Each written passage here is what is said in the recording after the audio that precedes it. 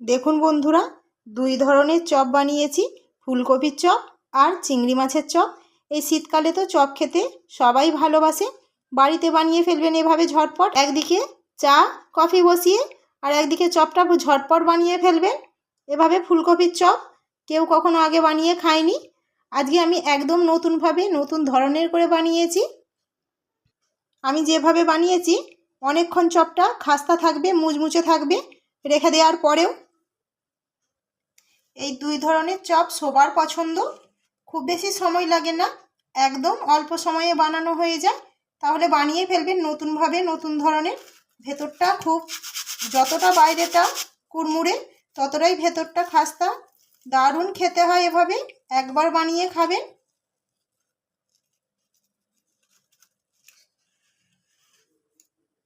নমস্কার বন্ধুরা, প্রতিদিনের মতো আজও চলে এসেছি আপনাদের সামনে আরও একটা রেসিপি নিয়ে। আজ আমি দু ধরনের পকোড়া বা চপ বানাবো।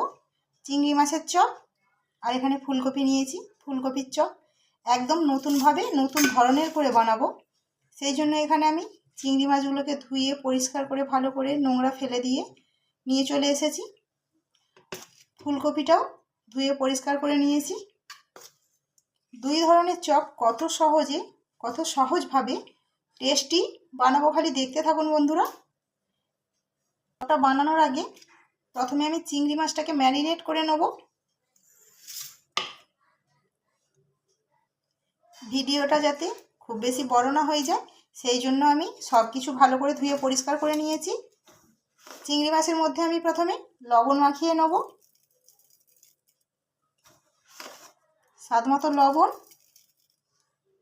আর দেব লেবুর রস। অর্ধেকটা লেবু কেটে নিয়েছি, রসটা নিংড়ে দিয়ে দিতে হবে।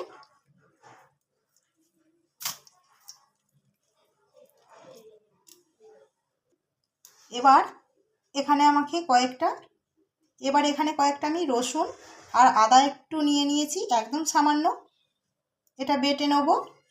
চিংড়ি মাছের চপটা বানাতে খুব বেশি উপকরণ লাগে না, কিন্তু খেতে প্রচণ্ড টেস্টি হয়। একবার খেলে সারা জীবন মুখে লেগে থাকার মতো। আদা রসুনটা বেটে নিয়েছি, মাখিয়ে নেব।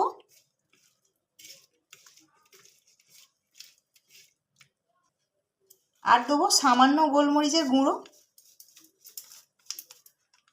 গোলমরিচের গুঁড়োটা আপনারা নাও দিতে পারেন।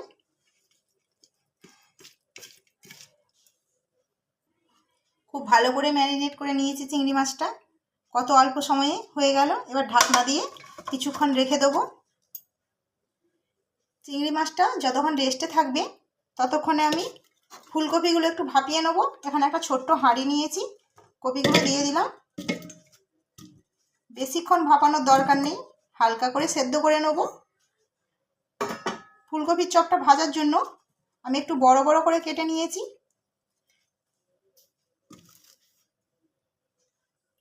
জল, ফুলকপিটা ভাপিয়ে ফিরে আসছি। ফুলকপিগুলো ভালো করে সেদ্ধ করে নিয়েছি, মানে খুব সেদ্ধ করিনি, 80% সেদ্ধ করে নিয়েছি। আর আমি লবণ দিয়ে সেদ্ধ করেছিলাম। এখানে একটা বাটি নিয়েছি, বাটিতে বেসনটা রেডি করে নেব। বেসনটা একটু বেশি লাগবে, এই চপে বেসনটা একটু ঘন করে ব্যাটার রেডি করতে হয়।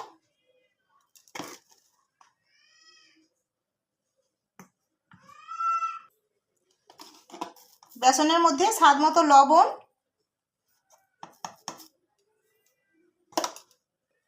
আর লাগবে এটা বেকিং সোডা, খাওয়ার সোডাও বলে থাকি।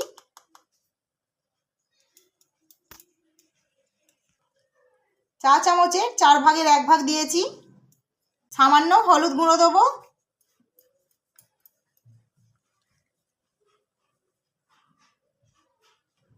এই চপের বেসনটা খুব বেশি ফেটাতে হয় না, আমি একটু খালি ভিজিয়ে রেখে দেবো 5 মিনিট।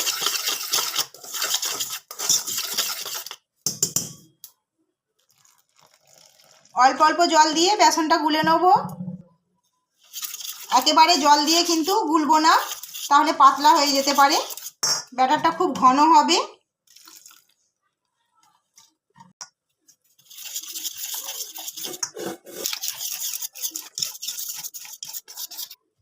ব্যাটারটা কিন্তু বেশ ঘন, দেখে বুঝতেই পাচ্ছেন এরকম ঘনই কিন্তু ব্যাটারটা রেডি করতে হবে। আমি যেভাবে বেসনটা রেডি করলাম এইভাবে রেডি করলে কোনো রকম বেশিক্ষণ ফেটাতে হবে না। খালি এই রকম জলটা মিশিয়ে নিয়ে এভাবে ঢাকা দিয়ে দেবেন 5 থেকে 10 মিনিটের মতো। ব্যাস, চপ একদম খাস্তা মুচমুচে একদম নরম হবে, খেতে খুব সুন্দর লাগে। আমি বেসনটা 5 থেকে 7 মিনিটের মতো ঢাকা দিয়ে রেখে দেবো। বেসনটা রেস্টে থাকতে থাকতে এখানে আমি ফুলকপি চপের জন্য কিছু মশলা করে নেব। তার জন্য নিয়েছি দেখুন ধনেপাতা কিছুটা, বেশি নিইনি, রসুন নিয়েছি 8 কোয়ার মতো, 2টো কাঁচা লঙ্কা, আর লাগবে আদা। এগুলো আমি ভালো করে বেটে নেব। বেটে নিয়েছি খুব ভালো করে। এবার ফুলকপির মধ্যে এই বাটাগুলো মাখিয়ে নেব, মশলা বাটাগুলো হাত দিয়ে একটু আস্তে আস্তে মাখবো, যেহেতু ফুলকপিটা আমি একটু সেদ্ধ করে নিয়েছি। আমি কিন্তু খুব ভালো করে বাটা মশলাগুলো ফুলকপির মধ্যে ম্যারিনেট করে নিয়েছি। বাড়ি থেকে অতিথি এলে এইভাবে একবার বানিয়ে দেবেন, সময় লাগে না, একটু বসতে বলে বানালে একদম ঝটপট বানানো হয়ে যাবে, খেতে অসাধারণ লাগে। গ্যাসের মধ্যে কড়া বসিয়ে দিয়েছি। এবার আমি তেল গরম করতে দেবো। কড়ার মধ্যে দেব সাদা তেল।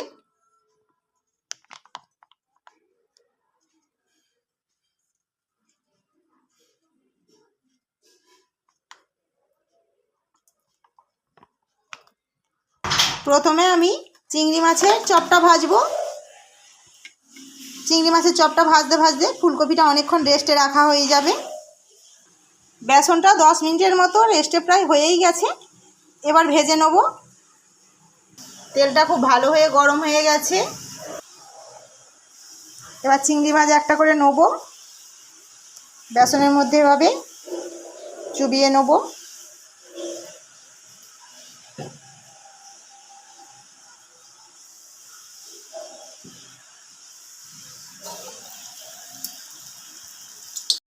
চিংড়ি মাছের চপটা দেওয়ার সঙ্গে সঙ্গে কত সুন্দর ভেসে উঠেছে ফুলে।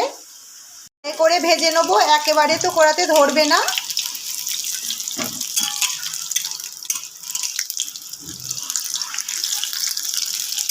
উল্টে দেবো, একটু উল্টে পাল্টে ভাজতে হবে ভেতরটা, তবে ভালো ভাজা হবে। চপগুলো দেখুন একদম বলের মতো ফুলেছে। তেলটা হাই আঁচে গরম করে গ্যাসের আঁচটা মিডিয়ামে রেখে চপগুলো ভাজতে হবে, নয়তো ভেতর ভালো ভাজা হবে না। ভাজা হয়ে গেছে, আমি উল্টে পাল্টে ভেজেছি। এবার তুলে নিচ্ছি। দেখুন শুধু কতটা লোভনীয় হয়েছে।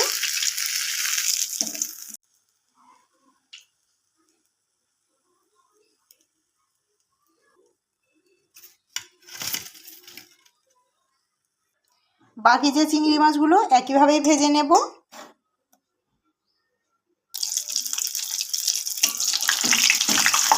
একইভাবে উল্টে পাল্টে ভেজে নেব। চিংড়ি মাছের চপ সব ভাজা হয়ে গেল। এবার ফুলকপির চপটা ভেজে নেব। আবারও একইভাবে বেসনের মধ্যে ফুলকপি একটা একটা করে এভাবে ডুবিয়ে তেলের মধ্যে দিয়ে দিতে হবে। একেবারে শব্দ ধরবে না, অল্প অল্প করে দিয়ে ভেজে নেব। ওপর দিয়ে এভাবে অল্প অল্প করে তেল ছিটকে ছিটকে দেবো।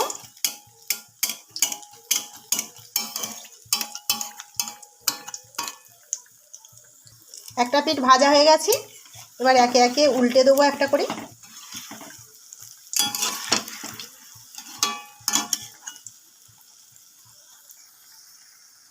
ফুলকপির চপগুলোও খুব ভালোভাবে ভাজা হয়ে গেছে, তুলে নেব।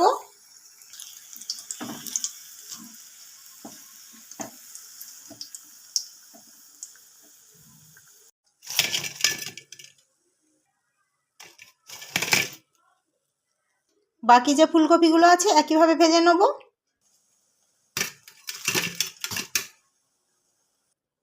দুই ধরনের চপ রেডি হয়ে গেছে। কত সহজে রেডি হয়ে গেল। একদিকে চা বসিয়ে বা কফি বসিয়ে ঝটপট এভাবে বানিয়ে ফেলবে, খেতে খুব সুন্দর লাগে, যেমন মুচমুচে ততটাই খাস্তা আর ততটাই ভেতরটা সুন্দর খেতে। অনেকক্ষণ অবধি কুড়মুড়ে থাকবে, খাস্তা থাকবে এইভাবে বানালে। রেসিপিটা কেমন লাগলো অবশ্যই জানাবেন। ভালো লাগলে ছোট্ট একটা লাইক করবেন। চ্যানেলটিকে নতুন বন্ধুরা প্লিজ সাবস্ক্রাইব করে আমার পাশে থাকবেন আর অনেক অনেক শেয়ার করবেন। ধন্যবাদ।